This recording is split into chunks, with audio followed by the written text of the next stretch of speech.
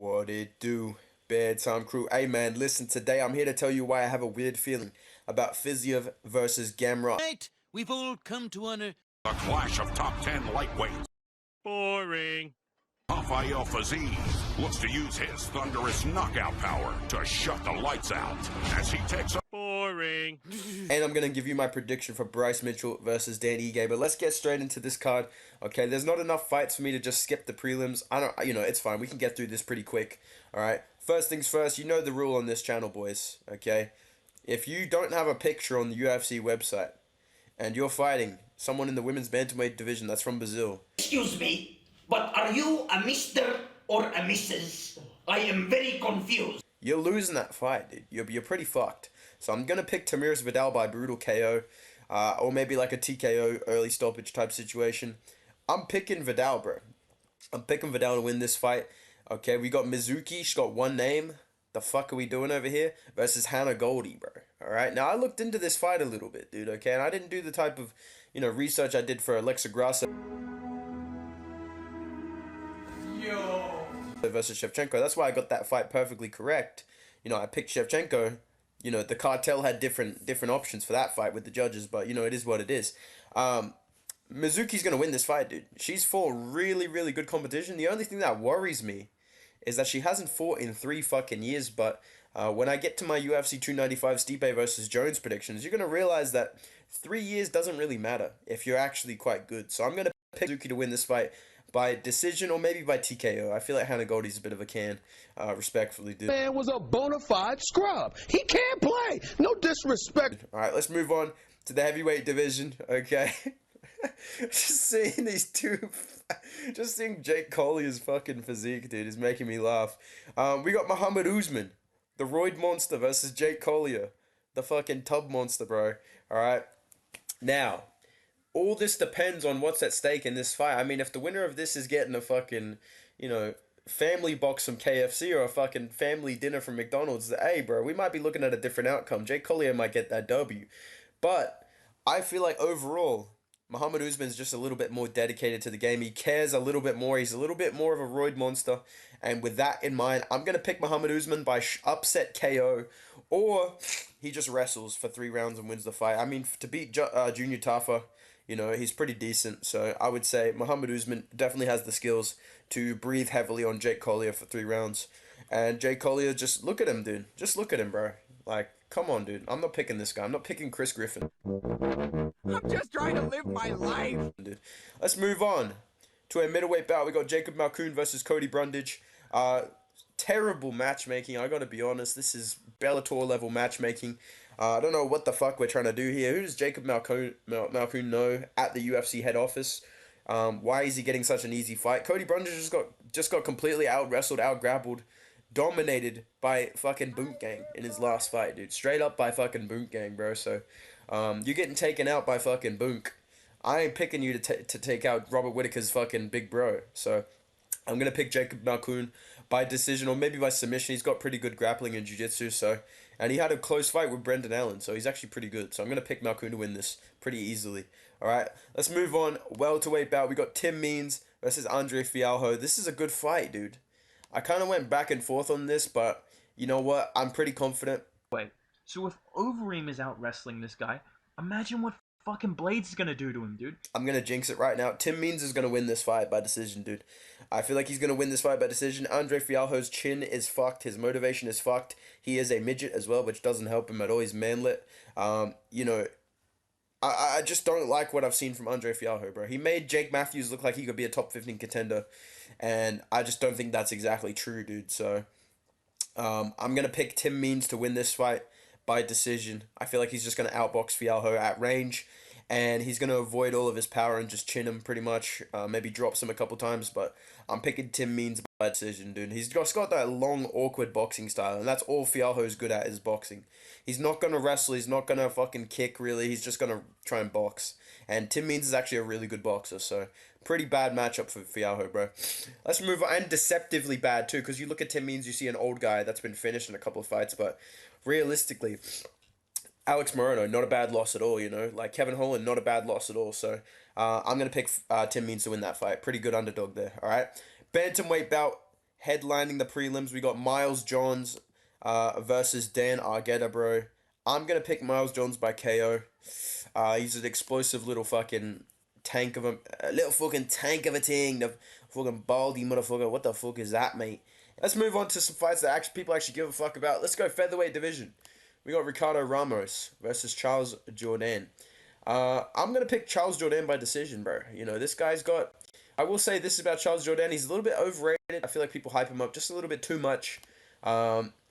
You know, those tattoos, my boy looks like he's fucking just came off a stretch on like 60 days in. You know, like he had to get those tattoos to get initiated in the gang, you know. He doesn't really look like a very like nasty guy. He's pretty fun to watch. Not exactly top 15 level. Ricardo Ramos, he's kind of inconsistent as well. So I'm going to pick Charles Jourdain. He's just slightly more consistent. So Charles Jourdain by decision. Let's move on. We got a welterweight bout. This is actually a good matchup, dude. We got Brian Battle versus AJ Fletcher, dude. I'm going to pick Brian Battle by TKO. I feel like Brian Battle's going to just have a little more of an edge in the power. The fact that he went to a decision with Rinat Fakhretdinov is actually pretty good. Pretty good looking back on it in hindsight. And he's coming off a really good KO win, so I'm picking Brian Battle to win this fight, dude. I feel like he's pretty good. So let's move on. Women's strawweight bout. Just want to say, great matchmaking, UFC. Great job, guys. Another division dead, but good stuff from Makhachev, man. Good win. I feel like this fight happened already like 3 fucking fights ago. I don't know why Michelle Waterson is fighting up in the rankings. She's on a losing streak. She is getting finished by fucking everybody. I just don't get it, dude. So I'm going to pick Marina Rodriguez by KO, dude. I feel like Waterson is absolutely done in the UFC. I wouldn't be surprised if she retires or gets cut. You know, the Karen cut is not helping her either. I'm going to pick Marina Rodriguez by TKO, dude. I feel like this is a bit of a mismatch, to be honest. Rodriguez was on the verge of title contention 2 fights ago, and that stoppage against Lemos was kind of bullshit. So, realistically speaking, Marina Rodriguez is a top 5 women's weight fighter, you know, top 6. And I feel like she's way better, way past the level of where Michelle Waterson is at this point in her career. So I wouldn't be surprised if we see a retirement, boys. I'm gonna make that bold prediction right now. I'm gonna make a prediction that the woman on a 4-fight losing streak will get chinned and retire. So sad to see, but let's move on to the featherweight division. This is a fight I really want to talk about, guys. I might cut out some of those other fights. Probably not. I can't be bothered. All right, we got Bryce Mitchell versus Dan 50K Ige. This is a very interesting matchup to me because I feel like Bryce Mitchell's the favorite. I could be wrong, but I feel like Bryce Mitchell's the favorite. I've seen a lot of people picking him. I know that Dan Ige, me personally as well, I've shit on Dan Ige a little bit. Okay, I've shit on him a bit. I've said he's pretty boring. Like, what is he good at? What does he do? He's 5'2", you know, bars. But realistically speaking, he's actually not that bad, you know? He's actually not that bad, bro. I've been rewatching some Dan Ige, bro. He ain't even that bad, bro. And Bryce Mitchell, who has he really beat, bro? You know, like Bryce Mitchell, they both beat Edson Barboza. Bryce Mitchell beat him a lot easier than Dan Ige did. But at the same time, other than that, Bryce Mitchell really has had kind of an easier path in the UFC. Dan Ige has fought way better guys than Bryce Mitchell, dude. He has fought TKZ. He has fought, you know, Calvin Kattar, Edson Barboza. He's fighting so much more. He's fighting better competition.